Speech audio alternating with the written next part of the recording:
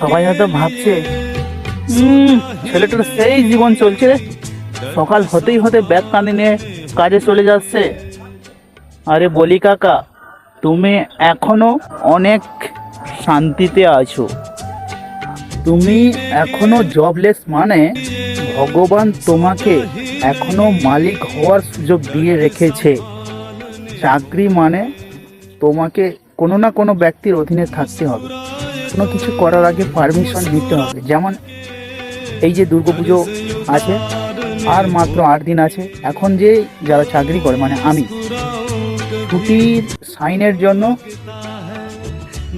কিভাবে যে অনুমতিটা নিতে হবে সেটাই ভাবছি।